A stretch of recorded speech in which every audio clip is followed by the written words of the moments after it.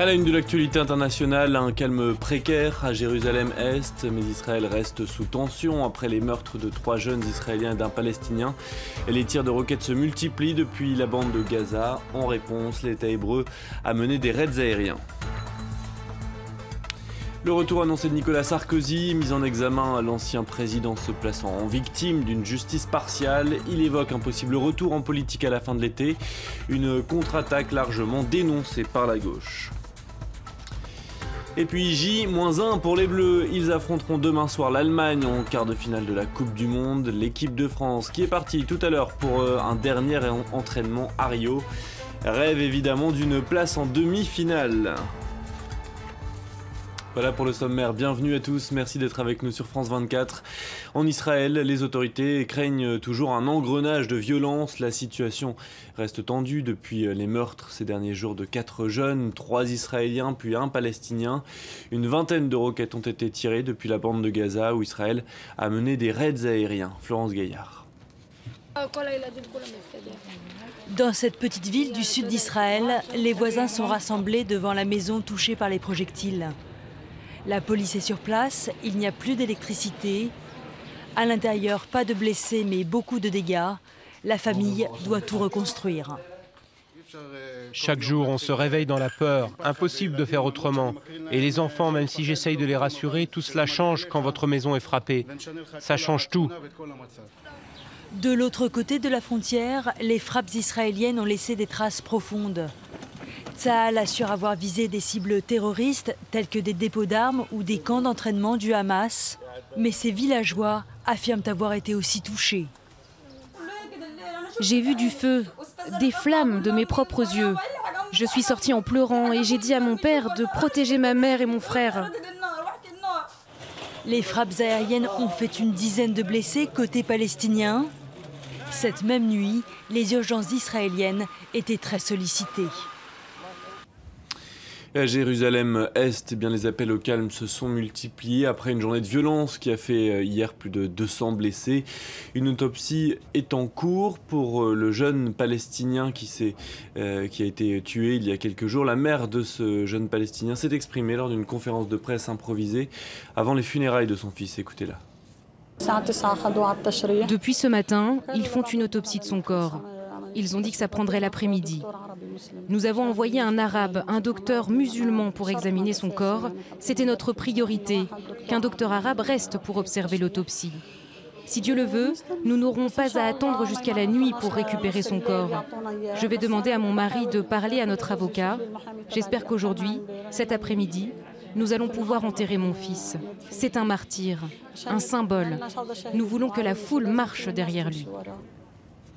En Irak, l'impasse politique se poursuit. Hier, le Premier ministre sortant, Nouri al-Maliki, a bien tenté de tendre la main aux différentes factions du pays. Il a annoncé une amnistie pour les personnes impliquées dans des actes contre l'État. Mais sur le terrain, le pays risque l'implosion. Pour faire face, les autorités qui luttaient jusqu'ici contre les milices chiites font désormais cause commune avec elles. Reportage. Démonstration de force de l'armée du Mahdi dans le nord de Bagdad. Cette milice chiite, créée en 2003 par Moqtada al-Sadr, combat désormais aux côtés de l'armée irakienne. Ensemble, elles tentent de stopper l'avancée des djihadistes sunnites de l'État islamique qui contrôlent désormais de larges territoires dans le nord et l'ouest de l'Irak. Nous sommes l'armée de la paix, nous sommes sunnites, chiites et kurdes, et nous ne vendrons jamais ce pays. Si Dieu le veut, nous repousserons l'État islamique qui est en train de détruire ce pays.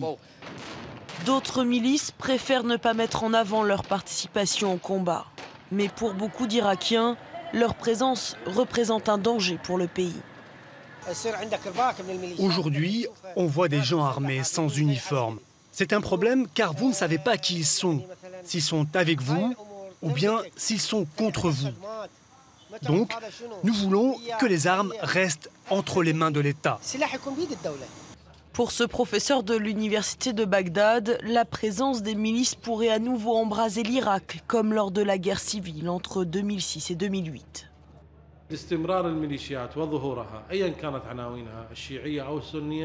La présence des milices, sunnites ou chiites, va enflammer la situation en Irak. Elles provoquent et nourrissent la violence communautaire.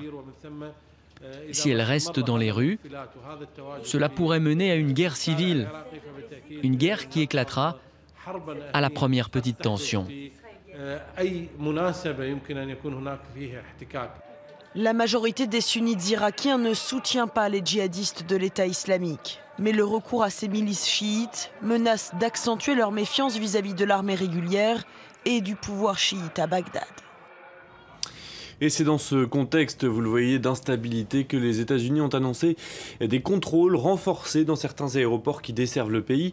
Des aéroports situés en Europe et au Proche-Orient, sans qu'on sache exactement lesquels. Washington craint donc de nouveaux attentats ou l'entrée sur le territoire de djihadistes munis de passeports européens. Natacha Vesnich. On ne sait pas précisément quelles villes sont concernées, mais la sécurité va être renforcée dans plusieurs aéroports d'Europe et du Proche-Orient d'où partent des vols directs pour les États-Unis. La Grande-Bretagne serait sur la liste puisque son ministre des Transports a assuré que ces nouvelles mesures n'affecteraient pas les voyageurs. Je voudrais rassurer ceux qui voyagent. Nous avons, avec les États-Unis, l'un des services de sécurité les plus performants au monde. Il est très important que nous prenions ces mesures pour protéger les voyageurs. Le gouvernement américain n'a pas donné de détails sur ces nouvelles mesures, mais il est conseillé d'arriver à l'aéroport suffisamment en avance pour passer les contrôles et être certain de ne pas manquer son vol. Ces derniers mois, des experts en terrorisme ont annoncé que les extrémistes ont pu développer des techniques pour tromper les contrôles en fabriquant par exemple des explosifs indétectables.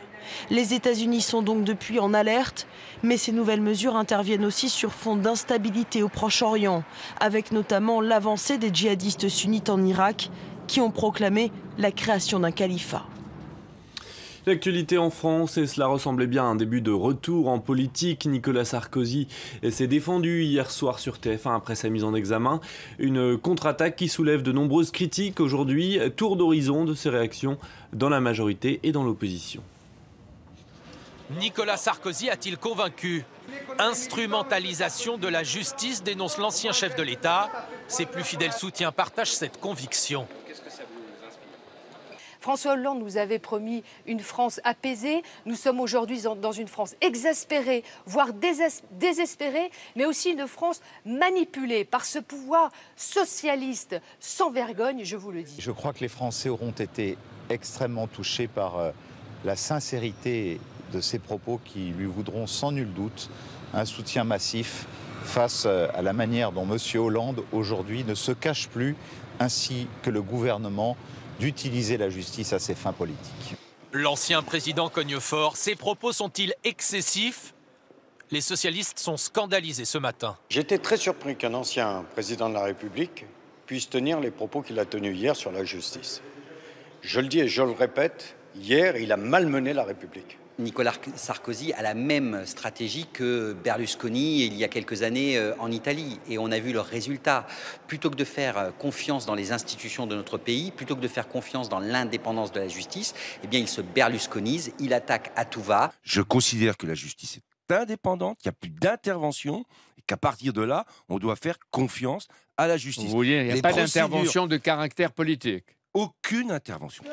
Clairement, désormais, Nicolas Sarkozy se pose en leader de l'opposition. A-t-il hier amorcé son retour en politique? Il est assez probable que Nicolas Sarkozy revienne sur la scène.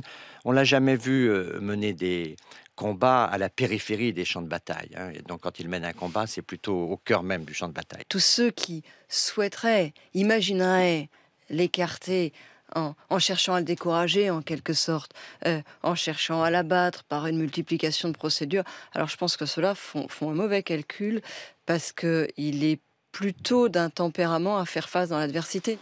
À droite, le retour de l'ancien chef de l'État ne fait désormais plus guère de doute.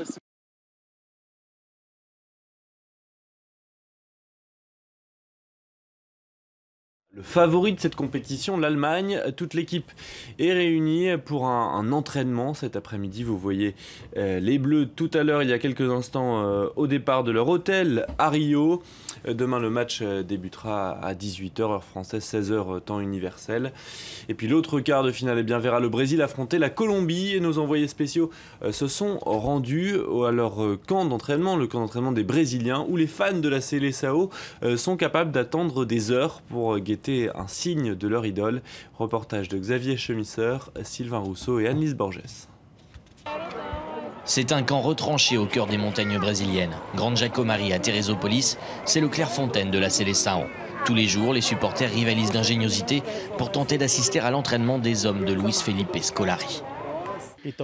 On est monté sur cette butte. On a dû traverser plusieurs propriétés, mais bon, c'est le meilleur spot. De là-haut, on peut analyser les tactiques, les mouvements. Pour les autres, ceux qui veulent entrer par la grande porte, cela peut s'avérer un peu plus difficile. Beaucoup de candidats et peu d'élus. Pourtant, certains sont porteurs de vrais messages.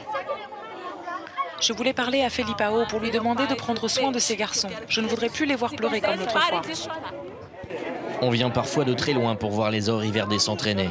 Un soutien évident, une pression permanente qui aurait tendance à inhiber certains joueurs, comme contre le Chili en 8e de finale. Ce contact permanent avec les supporters peut devenir un peu pesant pour les joueurs. Ils en viennent à jouer non seulement pour leur équipe nationale, mais aussi pour le peuple brésilien. Et ça ajoute énormément de pression aux joueurs à chaque match dans cette Coupe du Monde.